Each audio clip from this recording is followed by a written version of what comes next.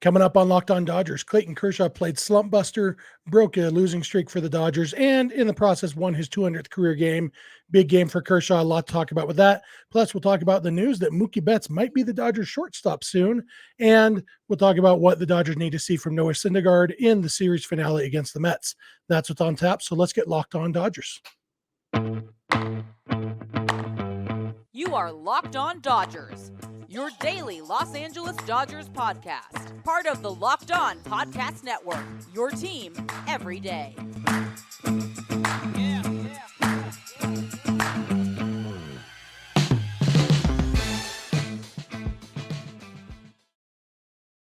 Hey, Dodger fans, welcome to Locked On Dodgers, part of the Locked On Podcast Network, your team every day.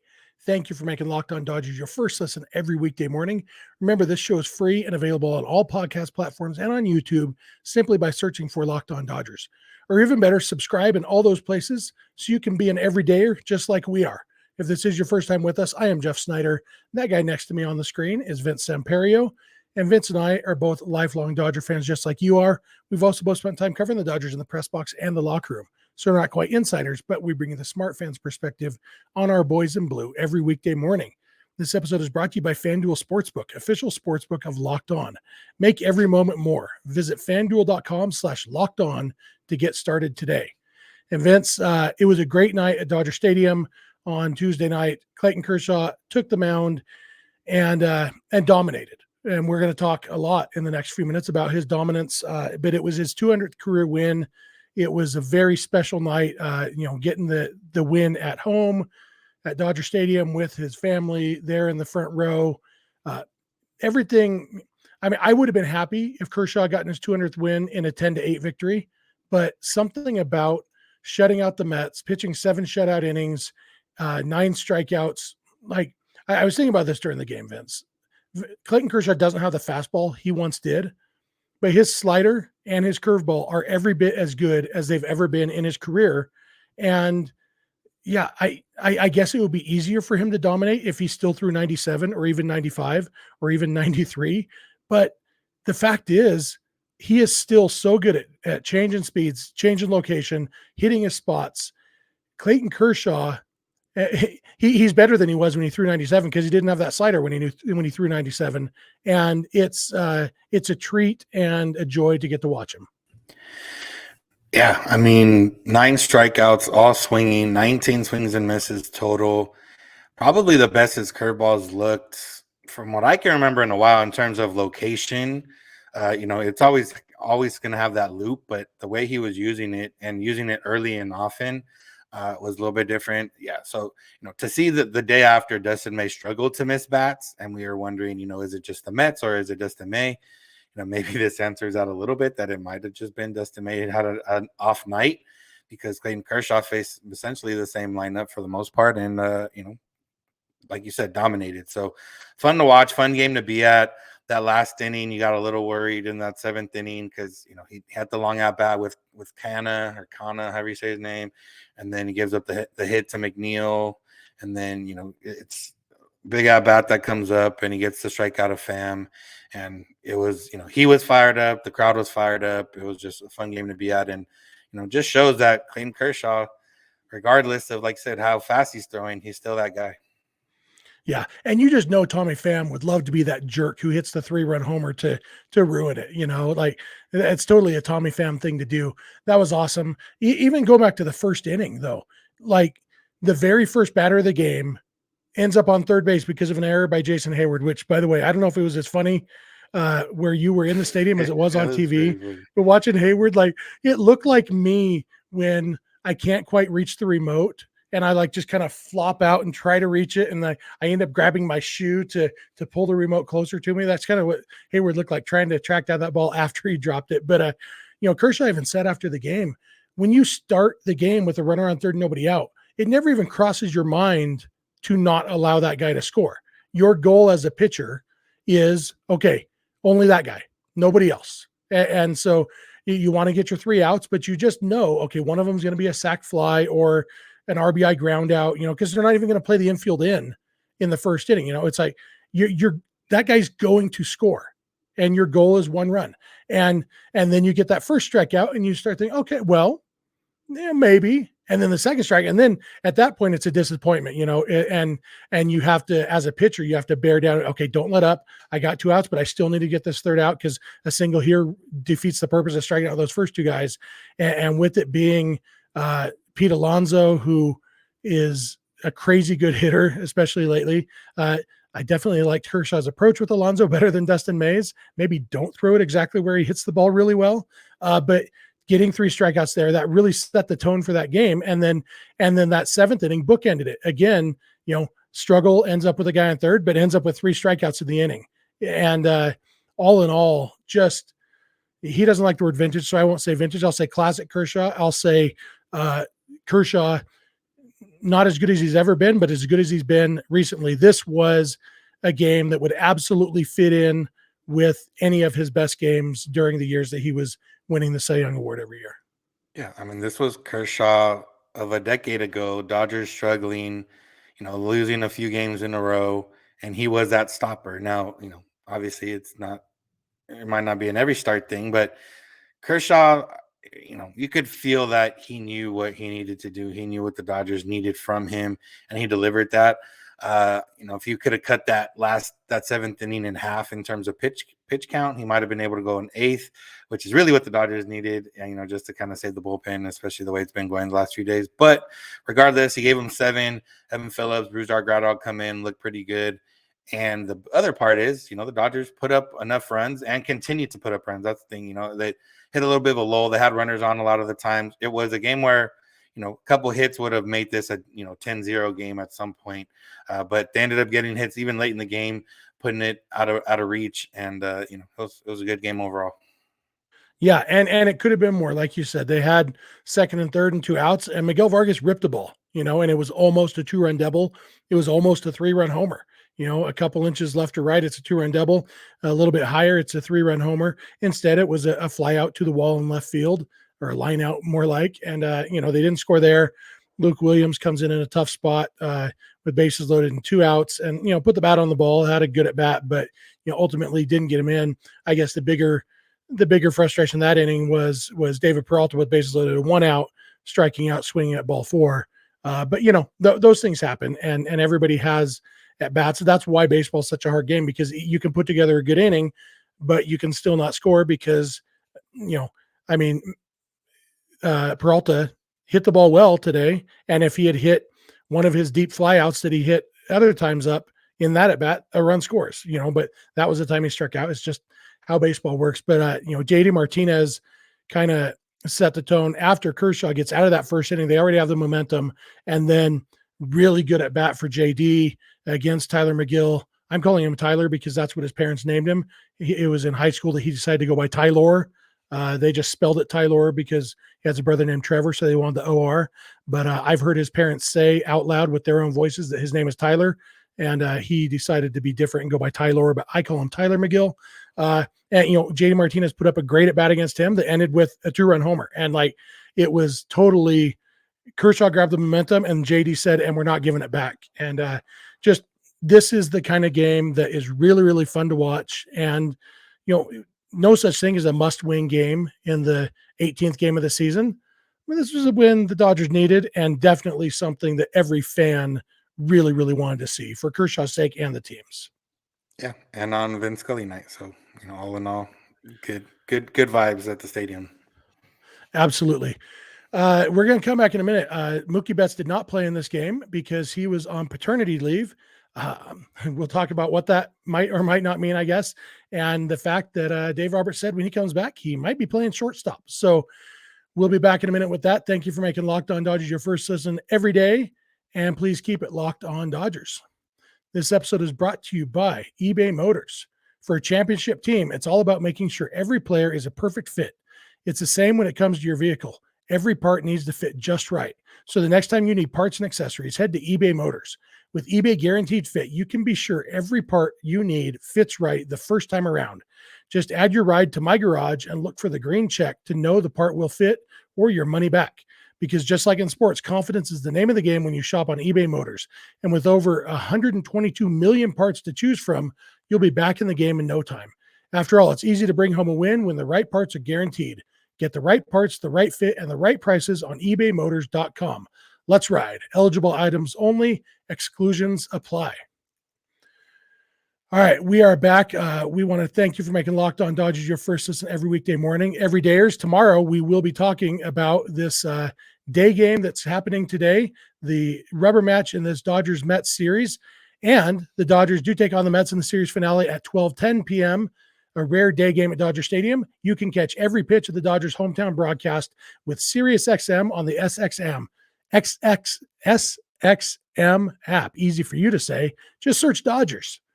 All right, Vince, when the Dodgers play this day game, Dave Roberts says Mookie Betts will be back. It was just a one-day paternity leave. I haven't heard. Did Brianna have the baby? Do we know for sure? I haven't seen anything, but usually the Dodgers announce it like the next day. But we'll see. Yeah.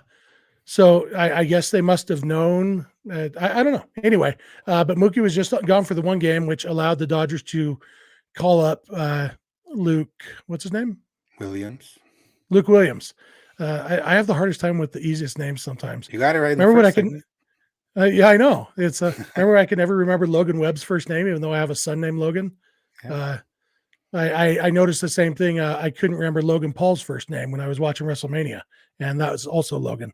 But anyway, Luke Williams is not named Logan, but he got called up with Mookie going on paternity leave. Looks like Luke Williams might stick around because Miguel Rojas left this game with more hamstring issues. Chris Taylor has oblique issue. That's both of the Dodgers shortstops, and one or both of them might be going on the injured list soon. And so Luke Williams might stick around.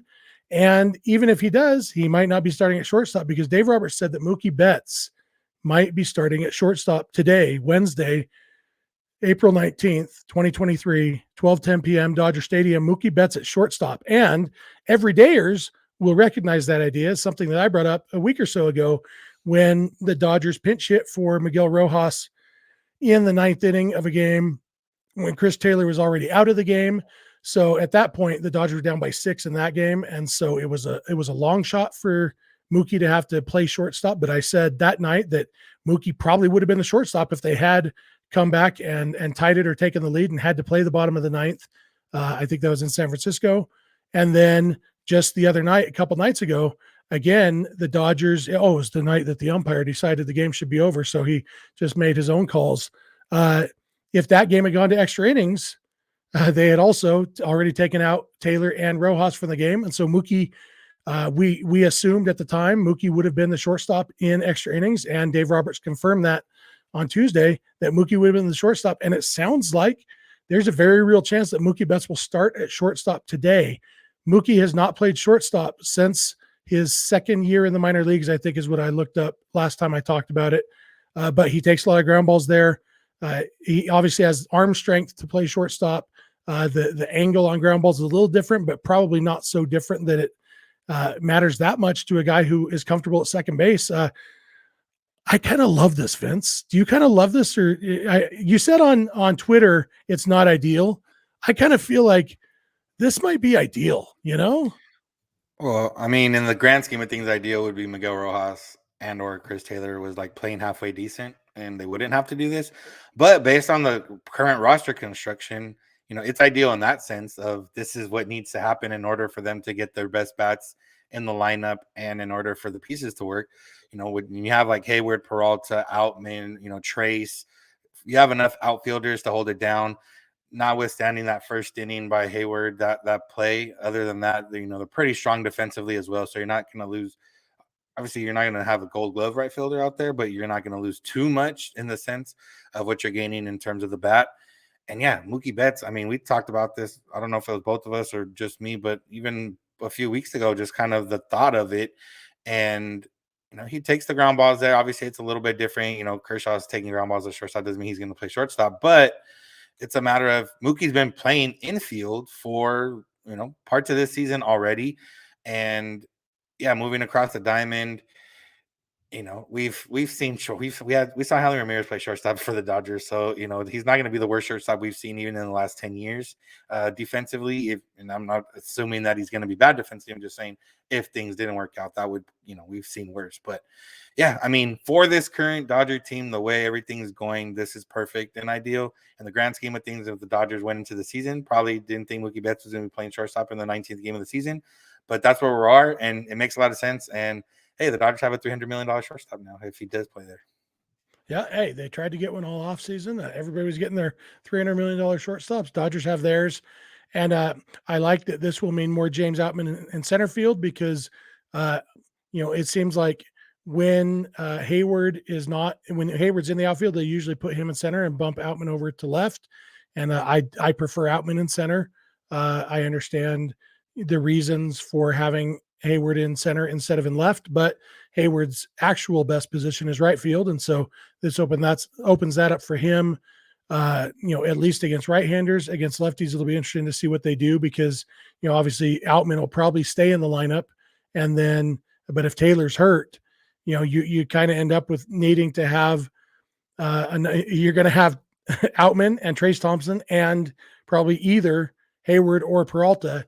And so this doesn't necessarily help the hitting off lefties situation. But it does, it still does, because a lineup without Rojas and Chris Taylor is a little bit better offensively, regardless of who you replace him with. And, it gives James Outman the chance to keep hitting against lefties because he's done pretty well at that. I'm pretty excited about this. Excited to see how it goes. Excited to see. I've been thinking about the possibilities for the rest of the season. Like, what if Mookie plays really well at shortstop? Would they consider just saying, okay, Rojas, you are back to our utility infielder role, the role we actually signed you to be whenever your hamstring is ready. Chris Taylor, you're back to being an outfielder, the fourth outfielder, and Mookie Betts is our shortstop. Do you think they would consider doing that for the full season? I don't see why not if it went well. Like that, I don't see. It's not like right field is safer than short. It's not like there's a legitimate reason for it to be that way, other than Mookie Betts is a Gold Glove right fielder. But if that's your only reason and he's playing, well enough defense at shortstop, then yeah, that's what you need. Especially like I said, the way this current roster is built, and it just opens up possibilities at the trade deadline because now you don't need to trade for an infielder or an outfielder. You can trade for either one, whoever's available. Basically best player available, other than catcher, and stick them either at shortstop or in the outfield. And then, whatever one it is, Mookie plays the opposite one. So it opens it up. I don't see there being a real downside to it. Now, if everyone else in the outfield starts struggling, then that's just a case of, you kind of pick your poison. Do you want, a good Mookie in the outfield and Rojas not hitting at short, or do you want Mookie at short and, Hayward or someone else not hitting in the outfield? Like, that's just a different reason or that's just a different scenario. But like I said, I don't see a reason for it not to continue this way if that's the way it needs to be. Yeah. And I wasn't over the offseason. I said several times I wasn't in favor of the idea of moving Mookie to second base. When people are talking about if the Dodgers sign Aaron Judge, they'll move Mookie to second base. I didn't like that idea. Shortstop's a different animal, though. Shortstop is a more important position than second base. And like, shortstop is more valuable defensively than right field. And obviously, and Mookie is very good in right field, but so is Jason Hayward. And you don't lose much at this point going from Mookie to Hayward in right field. And if Mookie's athleticism can be a difference maker at shortstop, where actually having a shortstop who can hit. I think I saw Dodgers shortstops this year hitting like 140 something. And so, hopefully Mookie can change that. And I'm excited to see it. At least it sounds like we will probably see the first game of this experiment, in a few hours on, if you're listening this Monday morning, this game is only a couple hours away. The game's at 12:10 Pacific time, Dodger Stadium time. And it should be fun for sure. Yeah. That game will be started by Noah Syndergaard, who has not pitched well his last couple times out, going against his old team. Max Scherzer will be pitching for the Mets, going against his old team. And so we are going to come back in a minute. We're going to talk about what we need to see from Noah Syndergaard in this game, the rubber match between the Dodgers and Mets. So Thank you for making Locked On Dodgers your first listen, and please keep it Locked On Dodgers. This episode is brought to you by Ultimate Pro Baseball GM. Look, Pro Baseball GM is the coolest game we've played in a long time. Vince and I, we both think we'd be pretty good Major League GMs. And you know what? Turns out, according to Pro Baseball GM, we're not that far off. We're pretty decent. If you've ever thought you might be good at being a GM, this is a really good way to test that out, because this game allows you to manage every strategic aspect of a franchise. You play through seasons and lead your franchise and fans to glory as you build a historic dynasty. And in this simulation, you're responsible for hiring coaches and staff, managing finances, scouting and drafting players, dealing with difficult personalities and injuries. Not sure if there's PED suspensions. I don't remember seeing that in the game. In case you're a Padres fan and want to do that part of GMing, I'm not sure if that's there. But you navigate your franchise through free agency and all the ups and downs of a season, and all of this in a challenging and realistic game world. And you can even play it offline, and so you don't have to have a Wi-Fi connection to play. You can just play wherever you are, whenever you want to. You can set up a league with your friends like we've done with the other Locked On MLB hosts, and you can compete against each other and see who really is the best GM. And Locked On Dodgers listeners get 100% free boost to their franchise when using the promo code Locked On in the game store. So make sure to check it out. To download the game, just visit probaseballgm.com or scan the code on your screen if you're watching on YouTube, or look it up in the app stores. That's probaseballgm.com. Ultimate Baseball GM. Start your dynasty today. All right, we are back. We want to thank you everydayers again for making Locked On Dodgers your first listen every weekday morning. Remember, day game today at noon and the Dodgers rubber match with the Mets. And you can listen to every pitch on SiriusXM or the SiriusXM app by searching for Dodgers. You can also find this show on the SXM app by searching for Locked On Dodgers. And Vince, this game, Noah Syndergaard is pitching. He's had a couple rough outings in a row. It's kind of, I feel like it's time to put up or shut up for Syndergaard, and put up or shut up maybe isn't right. It's not like he's cocky and arrogant like he used to be back when he threw 100 miles an hour. He's working hard, but even though the Dodgers signed him to be a fifth starter, they signed him expecting better than what he's given them the last couple times out. And the Mets are a tough challenge. It's a tough matchup to try to get right against, but the Dodgers really need Syndergaard to get right today. Yeah, and I mean, it's one of those where right now he's safe because Pepio hasn't even picked up a ball. Gonsolin's still working his way back. Michael Grove has been okay, but he's probably not a guy. But realistically, if the Dodgers had all those guys, this would be a start where it's like, okay, Syndergaard, you're only on a 1-year deal. It's not guaranteed that, you'll have to be a starter for that whole year or something of that nature. They could figure something else out. But yeah, I mean, this is the one. If there's one game you're going to be amped up for, it's a game against your former team.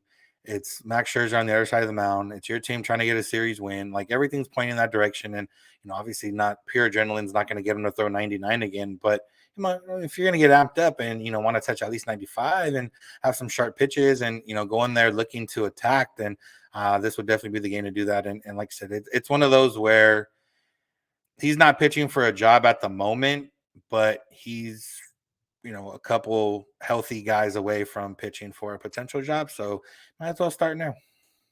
Yeah. And when those guys are ready, it's going to be the full body of work that the team is looking at. And so it does matter for him for that reason, even if he won't lose his job immediately. Another bad start would definitely contribute to him losing his job, and a good start would definitely go a long way towards solidifying that position. On the Mets side, it's Max Scherzer, who has struggled a little bit so far this season with ineffectiveness and with injury, or at least nagging injury, whatever it is. And so I'm interested to see what Scherzer looks like. He's a guy who at times in his career has looked unhittable and at times has looked pretty hittable. And I'm interested to see which version shows up. He hasn't pitched in a while, and so that could mean rested or it could mean rusted. I do think it would be a lot of fun to beat Scherzer and really to put a whooping on him. I'd like to see them knock him out of the game. We've seen them knock out good pitchers out of games early before, and I'd definitely like to see that. Maybe take some of the pressure off Syndergaard's shoulders. Score 6 or 8 runs in the first few innings and say, okay, Syndergaard, just go eat 6 innings for us and be as good as you can. Yeah, I don't. Do you have any real expectations for what to expect from Scherzer in this game? No, I kind of wish it was hot in LA so he'd get, he's one who's mentioned that the pitch clock and, working faster has had an effect on him. So if it was like that plus 90-degree weather or even 85-degree weather, that would have, at least swayed it a little bit in the sense of, all right, I think, maybe he'll at least tire out faster at the very least. But yeah, I mean, with Scherzer at this point, that's kind of the pitcher he's been so far this season is, and even dating back to last year, is he's going to give up 3 or 4 home runs and a few runs and maybe still get you 5-6 innings but not as effective, or he's going to go 6-7 shutout and strike out 10. So we don't know what you're going to get. Obviously we're hoping for the latter, or I mean for the former, but yeah, I don't know what to expect from him. Real quick on him, he did talk the other day on AM 570 and expressed some remorse or regret, or I don't know the exact word he used, for the way he kind of threw Dodgers usage under the bus when he was with them in 2021. So at least he owned up to that a little bit, and also said, that was a fun team, blah, blah, that other stuff. But I did like that even though it doesn't matter anymore, he kind of said, what, I probably shouldn't have said that, or, I should learn how to word things better. Yeah, and it's kind of funny because some of it was a bunch of hubbub about nothing. Because even when Scherzer was talking about, he said the word "we," like the plan that we came up with ended up not being the right one, And so I was never really in an uproar about what Scherzer said anyway. And so I think maybe what he's apologizing for was recognizing that it did come across to some people not the way he meant it to. I do wish sometimes people would focus more on the actual words that people say and not the words that they think they read between the lines. But yeah, I enjoyed having Scherzer in Dodger blue. It was cool to. I think I saw 2 of his starts in person, and it was fun to be there. He started that wild card game, right? Yeah. Yeah. So yeah, I think I saw 1 regular season and 1 playoff start for him. Uh, and seeing him in the crisp home whites of everybody looks good in those Dodger home whites, and it was cool to see Scherzer in that. I've even got a couple Scherzer bobbleheads behind me that I think you can see. I think they're back there. Um, and it's I like Max Scherzer. I hope he's sad later today because he just got knocked around by the Dodgers. But overall, his eyes creep me out. But there's worse things than creepy eyes. And just ask Steve Buscemi. But yeah, I hope that it feels weird to me to be rooting for Noah Syndergaard over Max Scherzer, because overall for their careers, I like Max Scherzer a lot more than I like Noah Syndergaard. I don't have anything against Syndergaard, but I'm more of a Max Scherzer fan than a Noah Syndergaard fan. But we root for clothes, as Jerry Seinfeld said, and I am rooting for the guy wearing the Dodgers home whites today, and that happens to be Noah Syndergaard, and I hope that he can get the job done. Yeah, and I think the part, and JD Martinez had the homers last night. Max Muncy's been on fire. Mookie back in the lineup. Freddie. The Dodgers have the ability to take advantage of a guy like Scherzer, get to him early. Maybe try to get into that Mets bullpen, and make it a long day. So that's what I'm hoping we see, because it really has to be those guys. Because then when you get to the bottom, Outman's been a mixed bag the last week or so. Miguel Vargas is similar. He's starting to hit the ball a little bit better, but still not getting the results. And then the bottom of the order, whatever Austin starts, is not realistically going to give you much. So it's really going to hinge on that top of the order to get the job done. Yeah, for sure. And like we said, we mentioned a couple times, this game is at noon. It's a day game. If you are stuck at work so you can't watch the game, just remember you can check it out on the SXM app. All you got to do is open up SiriusXM's SXM app, search for Dodgers. It's the easiest way to catch the hometown broadcast. And I think that's going to do it for us for today. Vince, you got anything else? No. Well, I'm 5-0 now in attendance. I might go to this game today, but I don't know. It's one of those weird. It's one of those weird games where you get traffic going to the game and you get traffic after the game in LA. So I'm trying to figure it out. I'll figure it out though. Yeah, just go, Vince. That's easy. Yeah. All right, I just figured it out for you. Vince is going to the game. Be sure to stop by and say hi to Vince at the game if you're there. We want to thank you all for making Locked On Dodgers your first listen. We love you everydayers. We've heard from a lot of you. If you're not an everydayer, it's really easy. Here's the formula. Watch or listen every day. That's all it takes. You can be an everydayer just like us, just like a bunch of our listeners and viewers. We really appreciate all of you. You can, you can follow us on Instagram and on Twitter at Locked On Dodgers. Vince is on Twitter at Vince Samperio. I am on Twitter at Snidog, and the DMs are open in all those places. Our email address is lockedondodgers@gmail.com. And our phone number for voicemails or text messages is 323-863-LOCK-5625. We are here every weekday morning, and we hope you'll be here with us. When you get in your car or sit on your couch, tell your smart device to play podcast Locked On Dodgers. And remember, you don't have to agree. You just have to listen. We'll talk to you tomorrow. Have a good one.